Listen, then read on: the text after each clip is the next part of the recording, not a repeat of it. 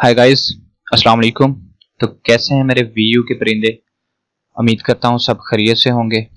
CS 201 introduction to computer नहीं introduction to programming introduction to programming में आप पढ़ रहे हैं लेक्चर नंबर 23। फाइनल टर्म का फर्स्ट लेक्चर है। यू आर वाचिंग काहला ऑफिशियल। तो मैं आपका टीचर मोहम्मद बिलाल।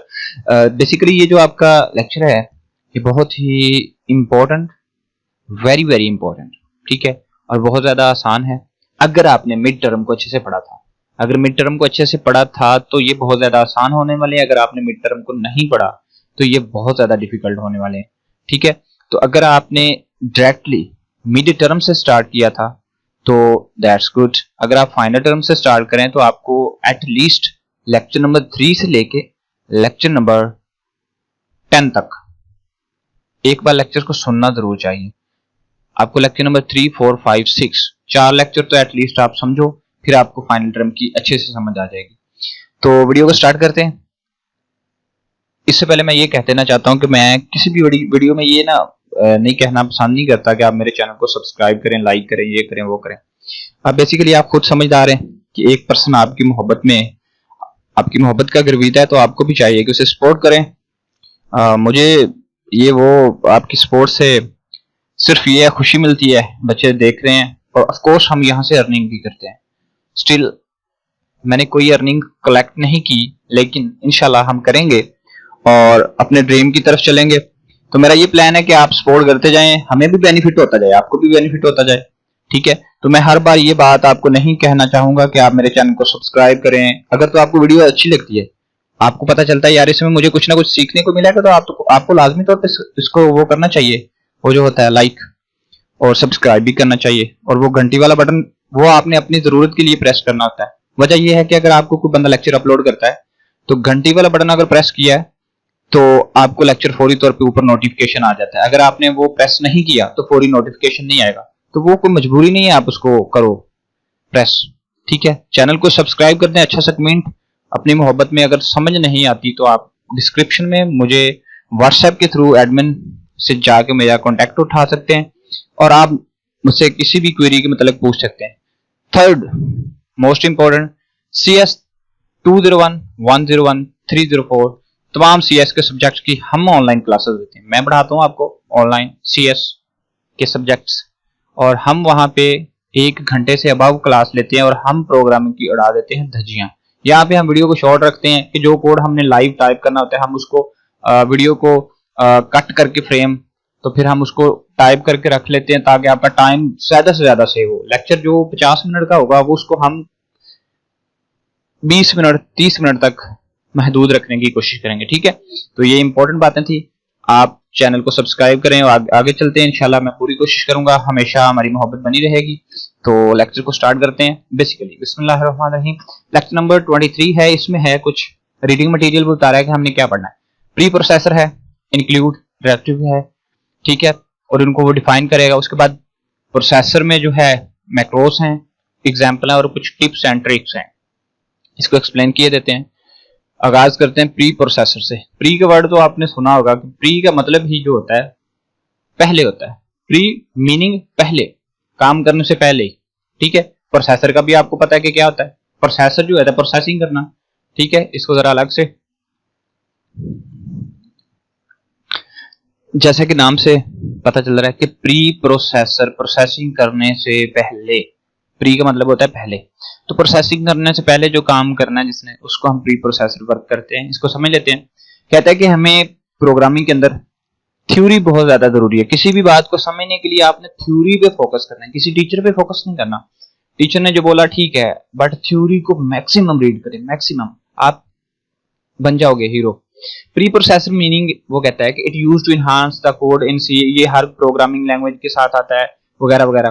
कहने का मतलब उसका ये है, वो ये कहना चाहता है कि प्री प्रोसेसिंग एक ऐसा प्रोसेसिंग मेथड है, एक ऐसा तरीकाकार है जो कि प्रोग्राम को मॉडिफाई होने से पहले, यानी कि उसको रन करने से पहले उसमें कुछ ना कुछ एडिंग करता है, कुछ ना कुछ चेंजिंग करता है। ये एक कंपाइलर होता है। कंपाइलर तो बेसिकली हमारी जो इंग्लिश लैंग्वेज होती है उसको मशीन में कन्वर्ट करता है, बट ये भी एक छुपा होता है, एक ऐसा कंपाइलर होता है जो नजर नहीं आता, लेकिन ये ऐसा काम करता है कि कुछ ना कुछ एक्स्ट्रा ऐड करता है। फॉर एग्जांपल हमारे पास प्री प्रोसेसर के बाद आपने पढ़ना मैक्रोस, ठीक है। हमारे पास यहाँ पे ये मैक्रोस हैं।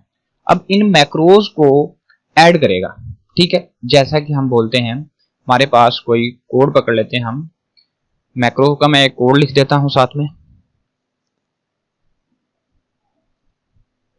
हम डेव को ओपन कर लेते हैं, भैया डेव भैया की तरह इसमें एक कोड लिख लेते हैं, हम उसको समझ लेते हैं। फिर न्यू विंडो ओपन किया, ये एक मेरे पास छोटा सा कोड है, इसमें मैंने मैक्रो को भी डिफाइन करना है, मैंने लिख दिया साथ में। इसमें बेसिकली आपकी बुक के लिहाज से ही कोड मैंने राइट कर दिया। इसमें बेसिकली हमारे पास ये एक पाई जो है एक कांस्टेंट है, अभी आपको समझ नहीं आएगी, रट्टा मारो इधर ही आप। ये जो मेन प्रोग्राम ये है हमारे पास, ये वाला मेन है, ये बॉडी है, इसको रन करवाना है। रन करवाने से पहले हमने हैश इंक्लूड का जैसे यूज किया, एक हैश इंक्लूड, एक हैश डिफाइन, ठीक है। इनको ये जो इंक्लूड करना है ना, इसको इन्हांसमेंट के तौर पे कोड के अंदर ना चुपके से पीछे वाले दरवाजे से ये जाते हैं, ठीक है, प्री प्रोसेसिंग का काम करते हैं। वहां पे जाके जहां पे जरूरत होती है वहां कुछ एक्स्ट्रा एडिंग कर देते हैं, इनको प्री प्रोसेसर कहते हैं। कोड को चलाने से पहले इन्होंने वहां पे चेंजिंग करनी होती है कोड के अंदर, तो ये हैश साइन के साथ स्टार्ट होते हैं। अब हम थ्योरी को पढ़ते हैं। कहता है it come with every C, हर सी के साथ आता है, ठीक है। We can not see the preprocessor include, हम इसको इंक्लूड करते हुए देखते नहीं। अभी थोड़ा आगे टॉपिक पे जाओगे आपको ये समझ आ जाएगी। तो वो कहता है कि हम इसको देख नहीं सकते जब ये इंक्लूड करते हैं, ये फाइल्स को इंक्लूड करते हैं कंप्यूटर के अंदर। कहता we have for been using the include preprocessor directive like include iostream using. वो कहता है कि हमने जो हैश इंक्लूड यूज किया था, हमने हैश का साइन लगाया, आगे बोल दिया इंक्लूड कर दो वैल्यूज को। तो ये जो वैल्यूज को इंक्लूड किया चुपके से, धीरे धीरे से जो इंक्लूड किया है, नजर तो नहीं आया किसने इंक्लूड किया। ये जो मेथड था, ये जो तरीका का था, इसको प्री प्रोसेसर कहते हैं, ठीक है।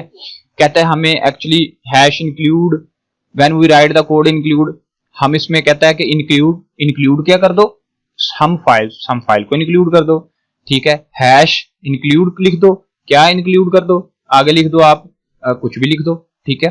एग्जाम्पल बता रहा हूं, सिर्फ आप कंसेप्ट बना रहा हूं। Hash include statement is replaced by the text, ठीक है, ऑफ द फाइल। कहता है फाइल के टेक्स्ट से इसको रिप्लेस किया जाता है, ये भी समझाऊंगा मैं आगे आपको, ठीक है। उसके बाद इसको थोड़ा पढ़ लेते हैं। We can not source code how and compiler start its work etcetera direct to start. बस ये यहाँ पे ये कह रहा है, वो कहता है ये शार्प साइन के साथ स्टार्ट होते हैं, ठीक है। और इसके दो मेथड है हैश इंक्लूड को, मसलन वो कहता है शार्प साइन के साथ स्टार्ट होते हैं, और इसके दो मेथड है। एक उसने मेथड बता दिया एंगुलर ब्रेसेस, इसको समझ लेते हैं दो मेथड कैसे हैं। इस कोड को मैंने जरा कॉपी किया, कंट्रोल सी किया, कंट्रोल एन किया, कंट्रोल वी किया। तो हम ज्यादा कॉपी पेस्ट का ही काम करते हैं, बार बार लिखना टाइम वेस्टिंग हो जाता है। मैं फर्ज करो यहाँ पे कहता हूँ कि मेरे पास ये लिखा है आईओस्ट्रीम कुछ, इसको हम रन कर लेते हैं।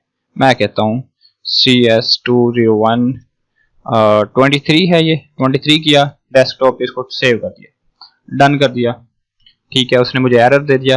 वो कहता है कि ठीक है, ये मैंने कुछ इस पे ऐड किया था, ये वाला, ये गलत एडिंग थी, इसमें मैं उसको देता हूँ रिटर्न 0, ठीक है।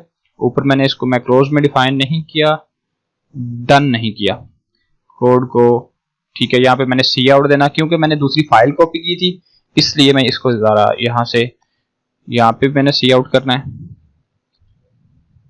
उसके बाद ये क्यों हुआ था, ये अभी जो एरर आया ना, इसको आपने इग्नोर नहीं करना। ये भी एरर बड़ा मजे का था कि आपको मैंने समझाना है ये एरर आएगा, आगे क्यों आएगा उसकी फिर हम सोल्यूशन करेंगे। तो बेसिकली ये एरर पीछे कोड की मैंने जरा सेटिंग चेंज की थी। अच्छा, अब यहाँ पे देखिए, हमने फाइल को यहाँ पे लिखा हुआ है हैश इंक्लूड, किस में लिखा हुआ है, ये आईओस्ट्रीम को किसके अंदर लिखा हुआ है, एंगुलर ब्रेसेस के अंदर लिखा हुआ है। मैं भाई ये बात नहीं मानता, मैं कहता हूँ मैंने नहीं करना ऐसे, मैं इसको लिखता हूँ डबल कोटेशन के अंदर, कंट्रोल वी कर दिया।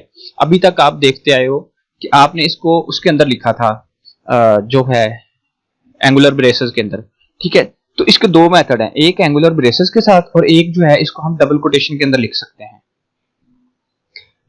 अब इसको रन करके देखते हैं कि क्या ये काम करेगा। बिल्कुल करेगा, क्यों नहीं करेगा, यस इसने काम कर दिया। मैं इसको क्लोज करता हूं, प्रोग्राम नहीं समझा रहा। अच्छा, अब यहां पे इसने क्या किया, हैश साइन ने यूज होने के बाद प्री प्रोसेसर का काम किया, इंक्लूड कर दो, क्या कर दो, आईओस्ट्रीम इंक्लूड कर दो। यहां पे उसने किया हैश डिफाइन कर दो, क्या डिफाइन कर दो, पाई को डिफाइन कर दो। तो ये सारा जो प्रोसेस है ये प्री प्रोसेसिंग है। कि ये चुपके से नजर आने से पहले पहले जल्दी जल्दी काम कर देता है, ठीक है। इसके उसने बोला दो मेथड है, एक उसने बोला कि इसको हम एंगुलर ब्रेसेस में लिख सकते हैं, दूसरा मेथड उसने बोला कि हम इसको लिख सकते हैं डबल कोटेशन के अंदर, ठीक है। बाकी ये आपकी थ्योरी है, इसको पढ़ें आप, बहुत ज्यादा इंपॉर्टेंट है। उसने ये कुछ फाइल बताई हैं, ये वाला पोर्शन छोड़ दें और ये बाकी सारा पढ़ें, ठीक है। It's very easy, beneficial. उसके बाद उसने यहाँ पे हमें क्या, usually extension we file here H here, यानी कि जैसे कि हमारे पास मैं यहाँ पे कहता हूँ कि अगर मैंने कुछ मैथ का यूज करना था तो मैं यहाँ पे यूज कर सकता था। मैं कहता था कि कौन सी एग्जांपल आपको दे दूं, मैं यहाँ पे कह देता हूँ कि मैंने यूज करना था डॉट एच, ठीक है। अगर मैंने एक्सटेंशन लगानी थी, मैं अगर कुछ मैथमेटिक्स कर रहा हूँ, मैं ट्रैक्स का कर रहा हूँ, तो मैं फिर या मैंने गेच stopping of the computer use करना है, तो फिर मैंने उसको कॉन आईओ डॉट एच हमने यूज करना था, ठीक है। तो इस तरह से हम इसके साथ एक्सटेंशन लगा सकते हैं, इस तरह से काफी आगे, जैसे कि आपने पिछले लेक्चर में पढ़ा, ये एक्सटेंशन आप साथ में यूज कर सकते हो। कहता है usually extension of these file is the H, here H stand for header file, ये हेडर फाइल को बता देता है। उसके बाद कहता है we add these file at the start of the program, therefore these are the known as the header file. क्यों हेडर फाइल है? कि ये वाला हमारे पास प्रोग्राम है, ये वाला, लेकिन हमने इनको टॉप पे डिफाइन किया है, ठीक है। यूजिंग नेम स्पेस से पहले हमने इसको डिफाइन कर दिया, इसलिए कहता है इनको हेडर फाइल बोला जाता है। उसके बाद इंक्लूड, ठीक है। डायरेक्टरीज क्या होते हैं, कि इंक्लूड करने वाला मेथड क्या है, इसको समझ लेते हैं आप। इसको समझने से पहले हमारे पास दो टाइप्स होती हैं इसकी, प्री प्रोसेसर की, जो कि अभी हमने ऊपर पढ़ा है, ठीक है। एक हमारे पास होती है इंक्लूड वाली, ठीक है। इसके शुरू में, प्री प्रोसेसर के शुरू में हैश टैग जरूर होगा, ठीक है, और इसको शार्प साइन भी कहते हैं। उसके बाद हमारे पास इसकी दूसरी टाइप होती है डिफाइन, ठीक है। प्री प्रोसेसर जो अभी हमने ऊपर पढ़ा है, जो कि एक कंपाइलर होता है जो कि एडिंग करता है कुछ एक्स्ट्रा, इसमें हमारे पास हैश इंक्लूड और हैश डिफाइन होता है। अब हैश इंक्लूड डायरेक्टिव की बात करने जा रहे हैं, ठीक है। डिफाइन की इसके बाद करेंगे, ठीक है। उसके बाद कहता है prototype of the function must be declare before it's use. Prototype का आपको पता है कि आपको पिछले लेक्चर में मिनट पे भी बताया था कि प्रोटोटाइप का मतलब होता है कि डिक्लेयर करना, किसी चीज का, वेरिएबल का नाम रखना। मसलन ये शर्त होती है, प्रोटोटाइप एक ऐसी शर्त है जिसमें हम बताते हैं कि इस चीज का ये नाम रख दिया है, अब इसी को यही नाम से पुकारा जाएगा। फर्ज करें प्रोग्राम के अंदर मैंने उसको बोला कि मेरा जो वेरिएबल है उसका नाम है ऑब्जेक्ट कोड, वेरिएबल है ऑब्जेक्ट कोड। फिर मैं कहता हूं कि मेरे पास मैट्रिक्स नाम का एक वेरिएबल है, तो पूरे प्रोग्राम में मुझे मैट्रिक्स लिखना पड़ेगा। जैसे कि मुन्ना का नाम अगर अली रखा है तो सारी जिंदगी अली नाम लेके ही आवाज देना पड़ेगी, ठीक है। तो ये होता है प्री प्रोसेसर के अंदर प्रोटोटाइप, पहले उसको डिक्लेयर करना, उसका नाम रखना है। तो compiler should know the name of the function, इससे उसके नेम को पता चल जाता है उसके यूज से पहले, और उसको वो आवाज देता है और काम करवा लेता है। इसके जो होती है रिटर्न टाइप भी देनी होती है, ठीक है, आपने मिड में पढ़ा है। फर्स्ट जो इसका पार्ट होता है उसमें क्या करता है, और सेकंड पार्ट में ये क्या करता है, ये इंक्लूड करता है। मसलन हमारे पास जैसे कि प्रोग्राम होता है, उसमें ये हम उसको बोल देते हैं कि भाई इंक्लूड कर दो, क्या कर दो, आईओ स्ट्रीम कर दो। इट्स मीन वो कहता है कि आईओ स्ट्रीम कर दो, इनपुट लो और आउटपुट स्क्रीन पे दे दो। उसको क्या बोला, ये चीज इंक्लूड कर दो, ये वाला काम कर दो। फिर बोला इंक्लूड कर दो, हमने उसको conio डॉट एच जो है उसको बता दिया कि भाई मैंने कोई प्रोग्राम में स्टॉप करवाना है, उसके लिए ये मैंने उसको बता दिया। ये एक फिक्स है, प्रोग्रामिंग इसके पीछे कोडिंग हुई है, वो समझ जाता है कंप्यूटर। उसके बाद हम उसको कहते हैं कि इंक्लूड कर दो फलां चीज, तो वो पहले स्टेप में वो चीजों को इंक्लूड करता है जो कि इंफॉर्मेशन उसको दी जाती है, और सेकंड स्टेप में वो क्या करता है कि उसने इंफॉर्मेशन जो ली है, स्टोर की है, उसको फिर कन्वर्ट कर देता है सोर्स कोड को ऑब्जेक्ट कोड के अंदर, ठीक है। फर्स्ट पार्ट में इंक्लूड करता है, फाइल्स को लेता है, कहां से लेता है, जो लिंकेज मेमोरी लिंकिंग होती है हमारे कंप्यूटर के अंदर, जहां हम कोड लिख रहे हैं वहां से लिंकिंग करता है, ठीक है, इंक्लूड करता है, वहां से फाइल को उठाता है, ठीक है। ये एक बहुत ही पेचीदा काम होता है, ये आपकी समझ से बाहर है, लेकिन आपने रटा लगाना है। पहले स्टेप में ये इंक्लूड करता है, शामिल करता है, नाम से पता चल रहा है इंक्लूड है, पहले स्टेप में शामिल करता है, ठीक है, और दूसरे स्टेप में उसको सोर्स कोड में कन्वर्ट कर देता है, ऑब्जेक्ट कोड में, ठीक है। सोर्स कोड जो हमने लिखा होता है, ये हमारे पास सोर्स कोड है ये वाला, फिर ऑब्जेक्ट कोड होता है, जब इसको हम रन करेंगे तो वो हमारे पास जो है वो ऑब्जेक्ट कोड हो जाएगा। उसके बाद बाकी आप इसको रीड कीजिएगा, वीडियो को शॉर्ट रखेंगे।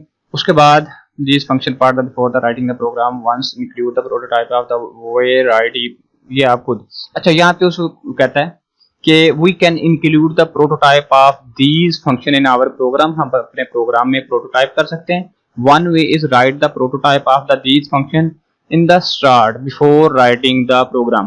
कहता है पहला स्टेप ये है कि आप प्रोग्राम को लिखने से पहले ऊपर कहीं पे भी, ये हमारा बॉडी है, ये प्रोग्राम है, कहता है इसको लिखने से पहले ऊपर इसको आप जो है डिफाइन कर सकते हैं कि क्या करना है। ठीक है, पहली बात उसने ये बता दी, prototype the function can be before writing से पहले। उसके बाद कहता है better way is to make the header file. दूसरा भी उसने बताया कि इसकी एक हेडर फाइल बना लो, जैसे कि मैंने ये वाली एक हेडर फाइल बना ली है। ठीक है, और ये मैंने फर्स्ट में उसको इंक्लूड कर दिया था, ये पहला स्टेप था, और दूसरा स्टेप जो था वो ये वाला है कि आप इसकी कोई हेडर फाइल बना लो, जैसे कि ये मैंने एक हेडर फाइल बना ली। उसके बाद हेडर फाइल बनाने का उसने मेथड भी बता दिया है कि ये होती है, जैसे कि उसने इंक्लूड किया माई हेडर फाइल, उसने एक नाम रखा अपनी तरफ से। ठीक है, आगे डॉट है उसकी हेडर फाइल लगा के, अब ये हेडर फाइल हर जगह यूज होगी। Pre processor will search for the file. अब ये क्या कहता है, अब वो यहाँ पे ये कहता है कि आपको जब आपने अक्सर देखा होगा, आप कोई वेबसाइट ओपन करते हो, क्विज वगैरह करते हो, आप कंट्रोल F प्रेस करते हो, ऊपर छोटी सी सर्च बार बन के आ जाती है, उस पर आप अपना वर्ड लिखते हो, अगर पूरी वेबसाइट में हुआ तो वो मैच हो जाता है। तो ये प्री प्रोसेसर जो होते हैं ये सर्च के काम भी जाते हैं। ठीक है, करंट डायरेक्टरी में अंदर। ठीक है, बाकी ये रीड करें, इंपॉर्टेंट थिंकिंग है, मिस नहीं कुछ भी करना। मैं चेक कर लेता हूँ कि कुछ इंपॉर्टेंट है। कोटेशन मार्क्स, दूसरा वो बता रहा है कि हम इसको डबल क्वेट्स में या कोटेशन मार्क में लिख सकते हैं, मैंने ऊपर क्लियर कर दिया। उसके बाद यहाँ पे एक इंपॉर्टेंट चीज है, अगर आप डेव C++ यूज कर रहे हैं, उसमें उसने कुछ बताया कि जब आप एंगुलर ब्रेसेस का इस्तेमाल करते हैं, वो कहता है व्हेन वो यूज एंगुलर ब्रैकेट्स का इस्तेमाल करते हैं, hash include computer look in directory folder होते हैं, स्पेसिफाइड इंक्लूड। अब वो क्या कहता है कि आपका जो, जैसे कि हमारे पास यहाँ पे हमारे पास विंडो ओपन किया, इसके अंदर सी और डेव को ढूंढने के बाद जैसे कि ये छोटी छोटी फाइल्स हैं, इसमें डेव की जो फाइल है मखसूस, उसके अंदर वो कहता है आप चले जाएं, और उसके अंदर जाने के बाद आपको कहता है वहां पे एक छोटा सा फोल्डर मिलेगा इंक्लूड नेम का। ठीक है, उसके अंदर छोटी छोटी जो होती हैं वो फाइल पड़ी होंगी। ठीक है, सब फोल्डर बना होता है, उसके अंदर बाकी छोटी छोटी फाइल पड़ी होती हैं। ठीक है, उसके बाद यहाँ पे उसने कुछ बताया, यहाँ पे कहता है when we compile our source code the compiler first look include. वो कहता है कि जब हम कंपाइलर को, ये आपका इंपॉर्टेंट क्विज है, वो कहता है कि जब हम कंपाइलर को कॉल करते हैं, सबसे पहले वो क्या करता है, फर्स्ट लुक इंक्लूड डायरेक्टरी, कि आपने इंक्लूड क्या क्या इसमें किया उसको चेक करता है, उसके बाद प्रोसेसिंग करता है। ठीक है, if first directory is the include IO stream, पहली अगर आईओ स्ट्रीम है, फर्स्ट डायरेक्टरी अगर आईओ स्ट्रीम है, the compiler will search this file in include directory, फिर ये इसको डायरेक्टरी के अंदर फोल्डर के अंदर जाकर सर्च करेगा। ठीक है, उसके बाद complete header file source code the same position where the include it is original, second include directory contain another file. अच्छा, सबसे पहले इसको चेक किया उसने, इसको चेक करने के बाद इसको करेगा, फिर इसको, फिर ऐसे ऐसे चेक करता जाएगा। तो उसके बाद क्या सीन कहता है, कहता है सेकंड वो चेक करेगा, अगर आपने कोई दूसरी फाइल, फर्ज करो आपने एक हेडर फाइल लगाई है या आपने कोई ये वाली फाइल लगाई है, फिर वो इसको चेक करेगा। ये आप खुद रीड कीजिए, डिफाइंड डायरेक्टरी क्या होता है। ठीक है, इसको समझ लेते हैं। अब आपको पता चल रहा है कि है डिफाइन है, ठीक है डायरेक्टरी, इसके साथ यहाँ पे शार्प साइन आ जाएगा। अब यहाँ पे कुछ इस तरह से सीन है, इंपॉर्टेंट चीज। अब यहाँ पे उसने कुछ ऐड करना है, डिफाइन करना है कुछ। ठीक है, किसी भी चीज को इस्तेमाल करने से पहले इसको डिफाइन कर लो। ये बहुत ही इंपॉर्टेंट और बहुत ही आसान टॉपिक है, और लेकिन बहुत ज्यादा इंपॉर्टेंट है। इसको समझने से पहले हम यहाँ पे, ये वाला आपका एक कोड है, इसी को कॉपी किया था मैंने। ठीक है, इसको मजीद कॉपी कर लो, इसको मैं यहाँ पे आपको कुछ मजीद, सबसे पहले आप इसको चेक करें, ये चेक करिएगा। यहाँ पे उसने लिखा सबसे पहली जो थी, दो इंक्लूड करने की दो फाइल थी, और जो नीचे की यहाँ से आपने फाइल चेक करनी है, ये वाली, ये सारी फाइल्स। ठीक है, ये सब आपने चेक करना है। इसमें वो कहता है कि यहाँ पे एक डिफाइन वाला है और ये प्री प्रोसेसर है, सबके नेम आपके सामने है। अब इनको मैं एक्सप्लेन भी कर दूंगा। सबसे पहले हम समझ लेते हैं इस पोर्शन को कि इसमें क्या है, डिफाइन को समझ लेते हैं। ये सारी थ्योरी बहुत ज्यादा, ये वाला जो है पैराग्राफ मैंने हाईलाइट किया, इसको आपने लाजमी तौर पे पढ़ना अच्छे से। हम चलते हैं अपने इस कोड की तरफ। ठीक है, ये हमारे पास एक कोड है। ठीक है, सोर्स कोड हमारे पास पड़ा हुआ है, इसको समझने की कोशिश करेंगे कि इस कोड को समझते हैं।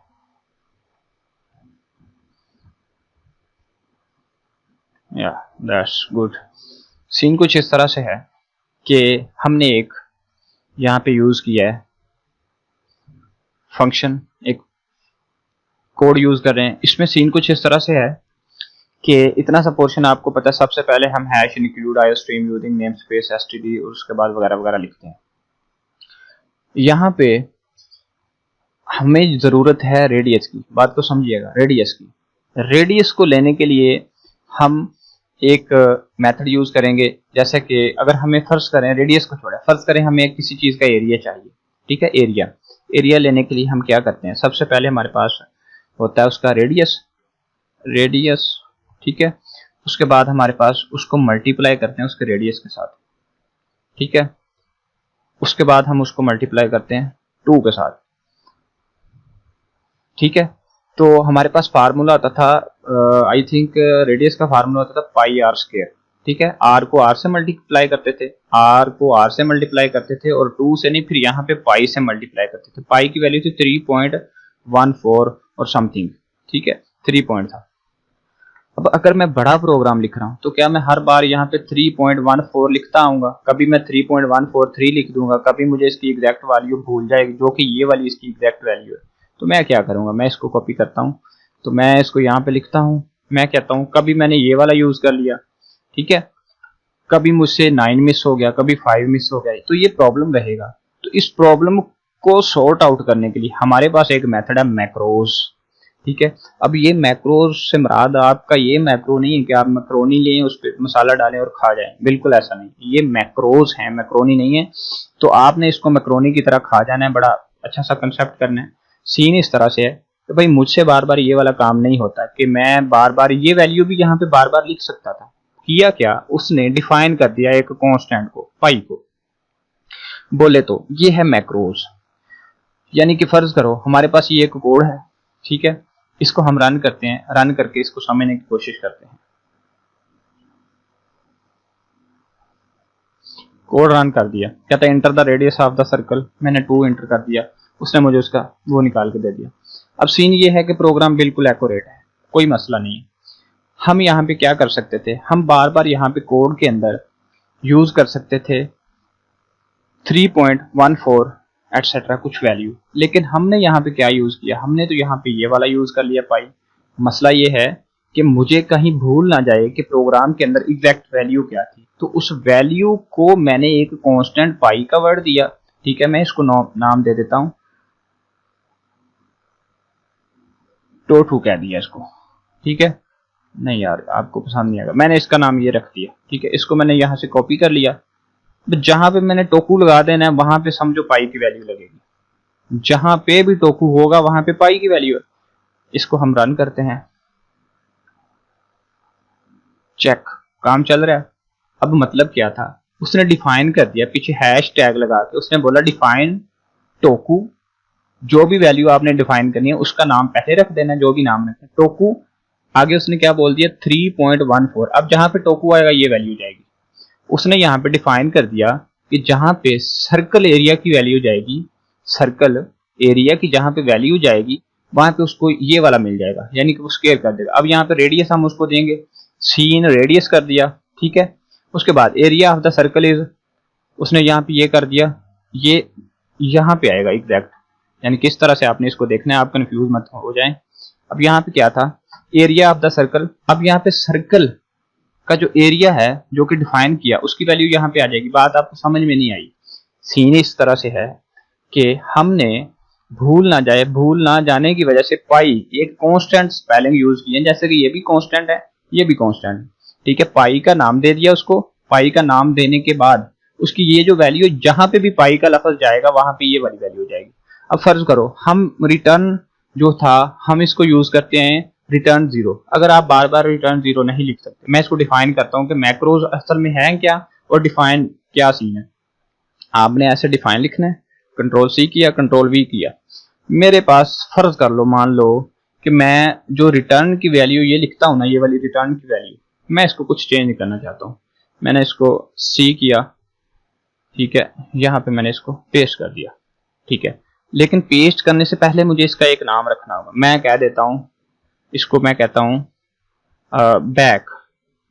मैं कहता हूं रिटर्न की जगह पे मुझे सिर्फ बी लगाना है, या मुझे BCK लगाना है, ठीक है। मैं जहां पे भी अब रिटर्न लिखता था यहाँ पे मैं सिर्फ बैक लिखूंगा, और मेरा काम चल जाएगा। अब इसको पहले समझ लेना, मैं पहले यहाँ से बैक कॉपी कर रहा हूँ, कंट्रोल सी किया मैंने, अब रिटर्न की जगह पे बैक लगा दिया।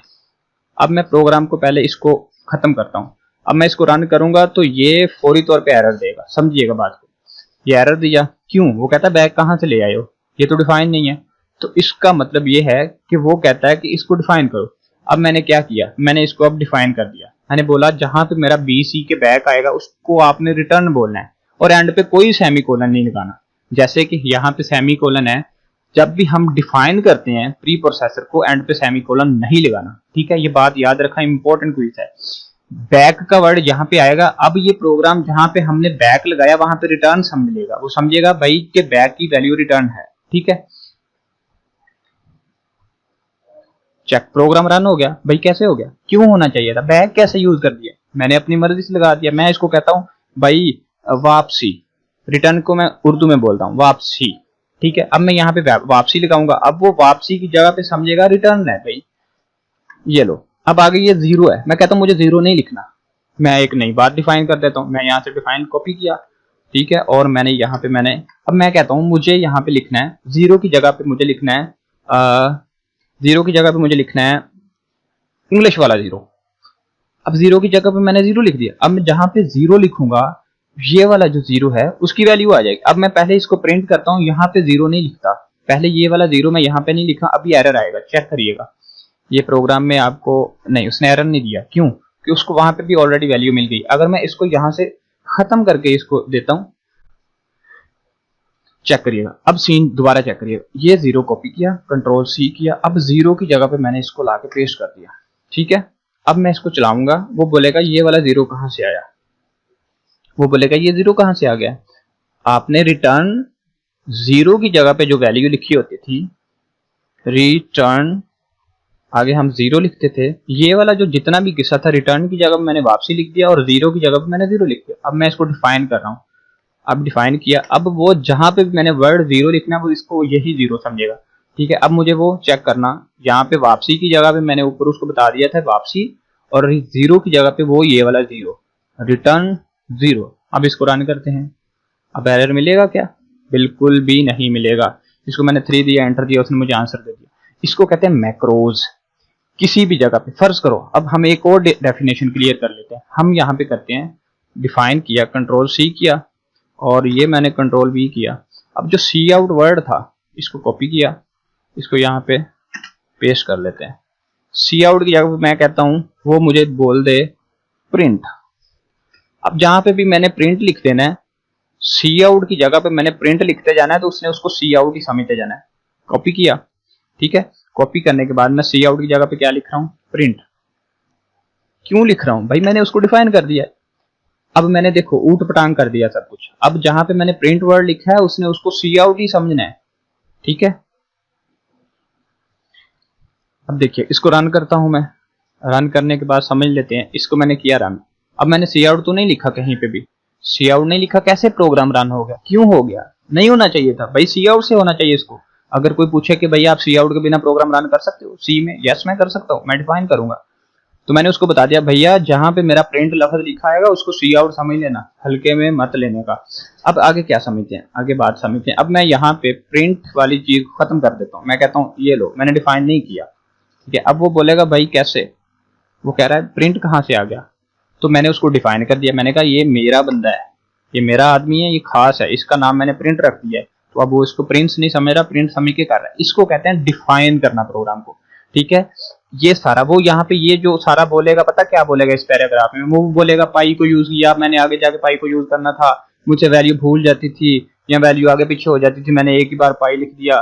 फिर वो बोलता है मैंने पाई कांस्टेंट रखी, पाई कांस्टेंट क्यों रखी, पी आई छोटा भी लिख सकता था, बिल्कुल लिख सकता था, लेकिन वो क्यों कहता है मैंने बड़ा क्यों लिखा है, कि मुझे दूर से नजर आ जाए।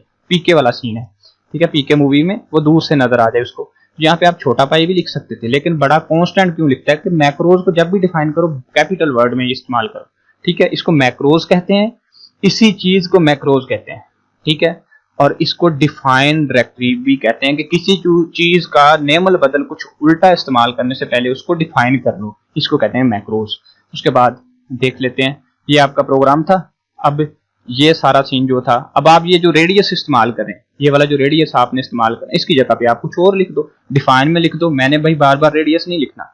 हम वापस चलते हैं प्रोग्राम में, हम चलते हैं यहाँ पे ये जो रेडियस वर्ड यूज किया जा रहा है, ये वाला जो रेडियस है, इसको कंट्रोल सी कर लो, इसको यहाँ पे ला के कर दो पेस्ट, डिफाइन ले लो, कंट्रोल सी कर लो। ये बहुत प्रोग्रामिंग को आसान कर देते हैं। अब जो रेडियस का है, इसकी जगह पे मैं क्या यूज करना चाहता हूँ, मैं कहता हूँ मुझे सिर्फ कैपिटल आर लगाना है। अब जिधर जिधर मेरा कैपिटल आर होगा रेडियस की जगह पे मैं उसको लिखता जाऊंगा और वो मुझे एरर नहीं देगा, वो बोलेगा भैया ने तो पहले बता दिया। अब मैंने इसको भी यहाँ पे ये ऐसे कर दिया और ऐसे कर दिया, टाइम वेस्ट नहीं होना चाहिए, मैं सिर्फ समझाने की कोशिश कर रहा हूँ। उसके बाद ये सारी जो उसने दलीलें और ये जो लिखा है ना कटर कटर करके, ये सारा आपने पढ़ना है, एक भी लफ्ज नहीं छोड़ना। उसके बाद उसने बोला अदर प्री प्रोसेसर, कुछ तो हमने पढ़ लिए, हैश वाला, डिफाइन वाला, कहता कुछ दूसरे भी हैं। कौन से वाले हैं? एक डिफाइन पढ़ लिया हमने, फाइल का नेम पढ़ लिया, हेडर ऑफ फाइल पढ़ लिया, डिफाइन अभी पढ़ लिया। अनडिफाइन पढ़ना है भाई, इफ डिफाइन पढ़ना है, इफ एन डिफाइन पढ़ना है, इफ पढ़ना है, इफ एल्स पढ़ना है, ये सारा कुछ पढ़ना है। इनको समझ लेते हैं। It's very easy. मैं देख लूं अगर लेक्चर लंबा है तो मैं इसको हाफ हाफ करूंगा भैया, ताकि आपको पहला कंसेप्ट क्लियर होने वाला रहे। ठीक है, चलते हैं इसको। अब सिंपल सा मैं जरा स्पीड लगाऊंगा आपको, ताकि आपको समझ आ भी जाए और टाइम भी सेव हो जाए। अब बात क्या है, मैंने ये वाली चीज जो है डिफाइन कर दी, मैंने उसको बोला मैंने आर डिफाइन कर दिया। डिफाइन का पता चल गया क्यों था, आर डिफाइन कर दिया। अब मैं आगे जाता हूं, मैं कहता हूं यार मैंने ये जो डिफाइन किया था ना, मेरे साथ पंगा कर रहा है, मुझे इसकी जरूरत नहीं है। अब मुझे आगे जाके कुछ चेंजिंग करनी है। ठीक है, वो कहता है भाई अगर चेंजिंग करनी है तो आर के साथ कैसे कर सकते हो, आपने डिफाइन किया हुआ है। आप चाहते हो कि रेडियस की जगह कुछ न्यू लेना है, तो भाई पहले इसको अनडिफाइन करो। अनडिफाइन किस लिए यूज होता है कि ये जो डिफाइन था उसको अनडिफाइन करने के लिए। मैं पहले शॉर्ट में सबको एक्सप्लेन कर दूं ताकि टाइम सेव रहे। जो आपने डिफाइन किया था उसमें अब चेंजिंग वगैरह करनी है तो उसमें चेंजिंग नहीं की जा सकती। अब आप आर को जेड नहीं कर सकते, उसको आर से जेड करने के लिए पहले उसको अनडिफाइन करो। तो भाई जो मैंने आर किया था मुझसे गलती होगी, मैं अनडिफाइन कर रहा हूँ। ठीक है, अब वो क्या कह रहा है आगे, वो कहता है इफ डिफाइन। ठीक है, अगर आपने डिफाइन करना है, ठीक है, उसके लिए इफ एन डिफाइन, अगर आपने एक से ज्यादा एन डिफाइन किए हैं, ठीक है, सिंपल इफ, एल्स, ठीक है, उसके बाद एल्स इफ, ये वर्ड है एल्स इफ, उसके बाद एंड इफ, अगर आपने इफ स्टेटमेंट का ऊपर इस्तेमाल किया उसको एंड कर दो। ठीक है, आप यहाँ पे एरर को कलेक्ट करो, लाइन लगा दो। ठीक है, उसके बाद पैरागामा कर दो, रिजल्ट, ये सारे हैं, सबको एक्सप्लेन नहीं करेंगे, थोड़ा सा कंसेप्ट देंगे। उसके बाद यहाँ पे कहता है all the preprocess start with the sharp sign, बिल्कुल शार्प के साथ स्टार्ट होते हैं, हम मानते हैं इस बात को, हमें कोई इनकार नहीं है। You can also the conditional compilation with the have, वो कहता है ये इफ एल्स, ये सारे वो कहता है आप कंडीशन के साथ यूज कर सकते हो, बिल्कुल कर सकते हैं। ठीक है, इफ एल्स इज, यहाँ पे पढ़ लो, कुछ इंपॉर्टेंट बात होगी। कहता है you can check the symbol which have define with the define is the available और नॉट। वो कहता है अगर आप इसको चेक करना चाहते हो कि ये अवेलेबल है, फर्ज करो एक बहुत बड़ा प्रोग्राम है, आप प्रोग्राम लिखते जा रहे हो, अब आपको याद ही कोई नहीं है, 10 महीने हो गए प्रोग्राम लिखते, अब आपको पता ही कोई नहीं है मैंने डिफाइन किया था क्या, मैंने रेडियस को डिफाइन किया था, तो अब आपको ये वाली बात नहीं पता। इसको चेक करने के लिए इफ डिफाइन का होता है। वो कहता है अगर आपने इस बात को चेक करना है कि पाई या आर या कुछ भी आपने डिफाइन किया था, तो इफ डिफाइन पाई, वो कहता है कि अगर आपने चेक करना है तो जो चेक करना है उसको लिखो if define then do something, आगे प्रोग्राम लिखो। ठीक है, उसके बाद अगर आपने उसको डिफाइन किया था तो फिर वो अगर आपको मिल गया, अगर फर्ज करो आपने ऊपर डिफाइन किया था, अगर आपको मिल गया तो वो कहता है एंड इफ, अगर मिल गया है तो एंड कर दो, नहीं मिला तो भाड़ में जाओ। उसके बाद इसी की डिटेल उसने लिखी है यहाँ पे, वो क्या कहता है, कहता है constant is the define will the error to define it again. वो कहता है कांस्टेंट अगर आपने पहले डिफाइन किया हुआ है उसको दोबारा डिफाइन कर रहे हो तो ये कहता है प्रॉब्लम का बायस होगा। ठीक है, वो कहता है इसको दोबारा डिफाइन करने के लिए पहले जो दिया हुआ है उसको अनडिफाइन करो, ये चेक करो, अनडिफाइन करो उसको। ठीक है, उसके बाद the directory for the under is the first we undefine it, कहता है सबसे पहले हम इसको अनडिफाइन करेंगे। अगेन इसको new value another advantage of condition compile is the while debugging. अब वो कहता है इसको पहले अनडिफाइन करो फिर इसको आगे इस्तेमाल करो, और कहता है ये सबसे ज्यादा इंपॉर्टेंट तब होता है जब हम डीबगिंग कर रहे थे।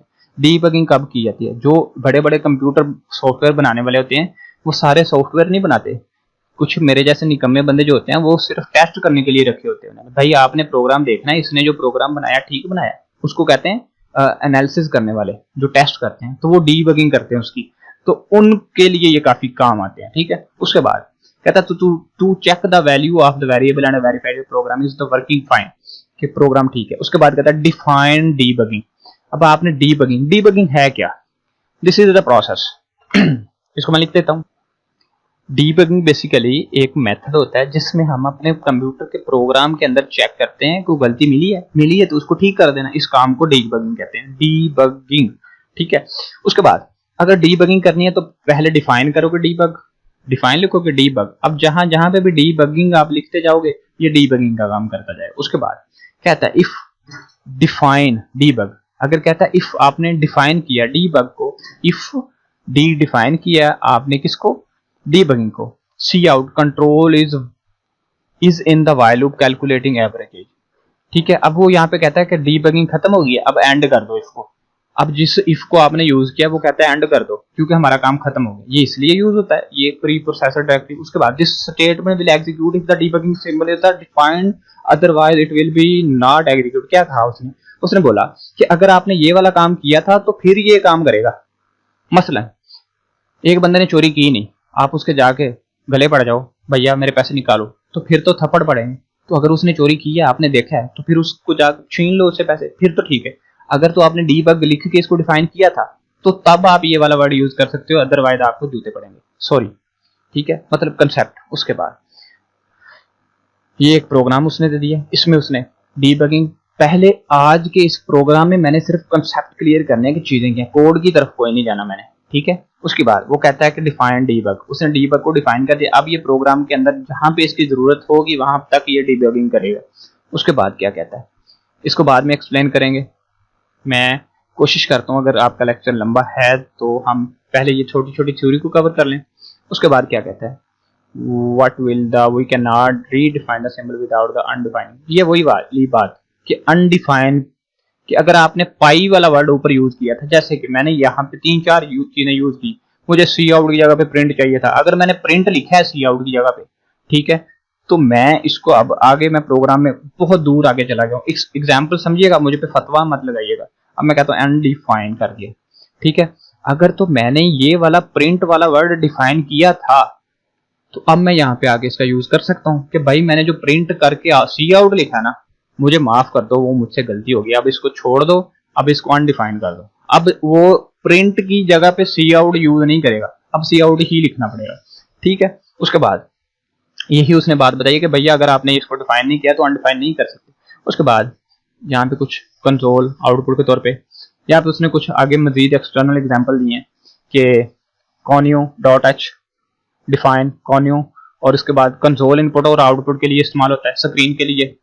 उसके बाद नेक्स्ट क्या हम देखते हैं कि अगर हमारे पास अभी आगे लंबा प्रोसीजर है तो हम इसको स्टॉप कर देते हैं जी। हमारे पास अभी छोटा सा लेक्चर हो सकता है इस पे, इंशाल्लाह हम नेक्स्ट लेक्चर अपलोड करने की कोशिश करते हैं ताकि हमारा कंसेप्ट पहले लेक्चर 23 पे फुल अच्छे से हो जाए। उसके बाद हम आगे जाते जाएंगे, फिर समझते जाएंगे। याद रखिएगा यहाँ पे मैक्रो एक आपको डेफिनेशन आनी है, उसके बाद आपको प्री प्रोसेसर की डेफिनेशन आनी है, उसके बाद आपको ये वाली जो लिस्ट है, हर एक लिस्ट पे शॉर्ट क्वेश्चन आ सकता है। What is the meaning of if define undefine, क्या हम अनडिफाइन को यूज कर सकते हैं? यस। कब यूज कर सकते हैं भाई? अगर आपने पहले मेंशन किया। वो कहेगा अगर आपने मेंशन नहीं किया, ऊपर डिफाइन नहीं किया, तो क्या आप इसको यूज कर सकते हैं? बिल्कुल नहीं कर सकते। इन चीजों को इतना अच्छे से याद कर लो, लेक्चर नंबर 323 को खा जाओ बस आप। उसके बाद क्या डिफाइन, इसकी डेफिनेशन आएगी, ठीक है, ये क्यों होता है, क्या होता है, फिर एमसीक्यूज आएगा। उसके बाद क्या है, उसके बाद इंक्लूड और डिफाइन, इन दोनों में हमें फर्क होगा, हैं दोनों ही प्री प्रोसेसर, लेकिन डिफाइन मैक्रोज का काम करते हैं कि कांस्टेंट को यहाँ पे पुट करने के लिए, ठीक है। तो इंशाल्लाह मिलते हैं इसके बाकी वाले हिस्से में, तब तक के लिए इजाजत दें। अल्लाह हाफिज। अल्लाह निगहबान। लाइक लाजमी तौर पे कर दिया है, बहुत कंजूस हो आप लोग यार। लाइक करो, सब्सक्राइब करो और शेयर करो। Thank you. I got broads in Atlanta, just to throw me in the family. Credit cards and the scammers, getting no licks in the bank. Legacies.